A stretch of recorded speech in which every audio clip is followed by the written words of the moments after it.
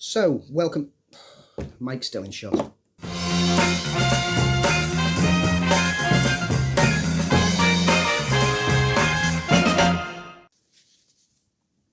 Hey folks, Andy from FilmFile once again with you with another little mini vid episode. I'm doing this one today because news has broken over the past 24 hours from an interview which Empire have done with James Cameron that his guilty pleasure film is Resident Evil. Now, anyone who's ever paid attention to James Cameron, and as you should know if you've listened to the latest podcast, me and my co-host Lee have paid attention to him. We deep dived? Is that a word? Is that a phrase? Deep dived? It neither way sounds right, so I'm just going to stick with it. We deep dived into the abyss on the latest episode. It's available now on all the pod streaming networks, so why don't you get that in your ears and get listening to see what we thought about that. There will be a clip of that getting added to the YouTube channel over time, similar to what he did with the last episode, but let's ignore that for the moment. Anyway, back to the point in question. James Cameron, Resident Evil, a guilty pleasure. Now, this isn't new news, because back in 2014, I believe, on Reddit, on his official James Cameron AMA, which is I Am James Cameron AMA feed, he was asked about guilty pleasures, and he answered back then, Resident Evil. And it makes a lot of sense. I mean, he's an effects-driven director. He's very involved in, like, creative use of effects, and that film used creative effects. But the problem that I have a couple of problems here. First of all, I have a problem with the term guilty pleasure, and I've used it myself in the past, but I've not been using it myself over recent years. Why? Because why should you feel guilty about anything that you love, as long as it's legal? If you enjoy a film and other people don't, who cares? What difference does it make? You enjoyed it. If you've got a reason for enjoying that film, don't feel guilty about it. Why should you feel guilty? Why should you feel embarrassed and ashamed? Oh, unless it's Paul Blart Mall Cop, in which case, yeah, keep that to yourself. Do not share that with the world. I'm serious about this. If you like Paul Blart Mall Cop, I have removed people off my friends list on social media for announcing that they thought that it was the funniest film that they've ever seen. Let's just not go there. But never feel guilty about a film that you enjoy. Even if the critics hated it, the critics don't agree with us most of the time anyway, and it's become a big thing that people think that critics are paid off by Disney, even when some Disney films get poor reviews. Obviously, they ran out of money and didn't want to pay them off for that one. Let's ignore that. Another question, another time, another topic. Back to the guilty pleasures. It's not guilty. It's just a pleasure. It's a pleasure in a film that others tend to not like. And secondly, why would Resident Evil be considered a guilty pleasure anyway? When it came out, I know the critics, I mean, if you look on Rotten Tomatoes, I think it's 36%, but with a rating of 4.52 out of 10, which is, it's the lower end. However, the audience reaction through CinemaScore is a B. How is a B a bad film? So obviously the audience took to this film. They embraced the silliness. Critics have to really critics, as part of their job as a critic, have to analyse whether a film works as a whole. They will dig down into it. They will break apart things.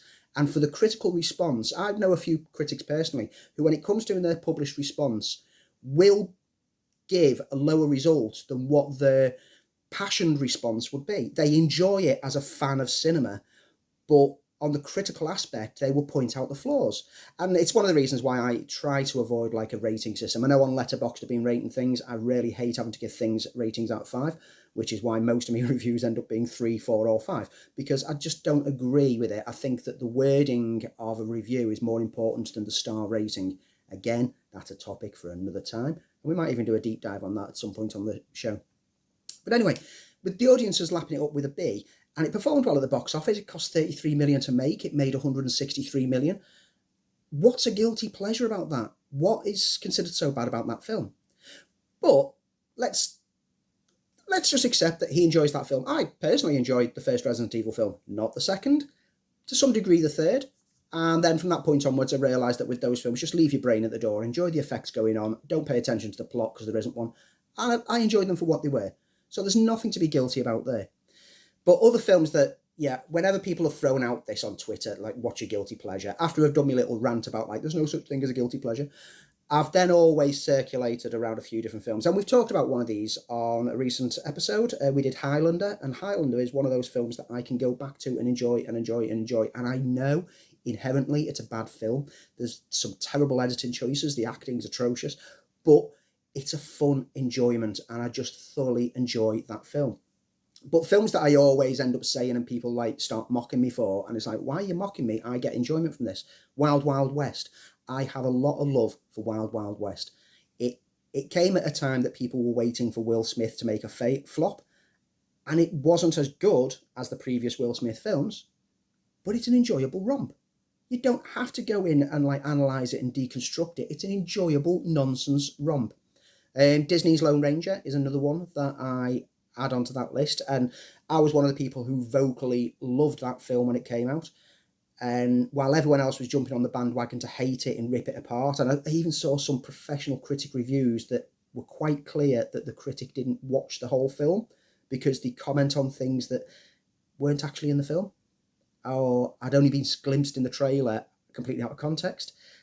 Not a good sign. But I remember when this came out that everyone was waiting for Mark Commode to weigh in on his one. And the good doctor always loves to like analyse things, and particularly blockbusters. He's got his routines for blockbusters, and everyone expected him to rip it apart and hate it. But he didn't watch it when it initially came out, and it was a few weeks later. And after he watched it, he basically commented that it's perfectly serviceable as a summertime blockbuster, disappointing all the people who wanted him to shred it. It's a fun film.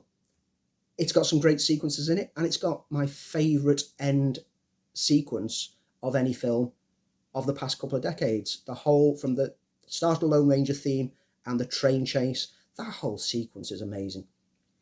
Am I guilty about watching it? No, I've got no guilt about it, especially since I've got a free copy of the Blu-ray from a rep from Disney for praising it so much on our social media channels. Love you guys. Well, I did anyway when you had reps for the agencies. Kung Pao Enter the Fist is another one.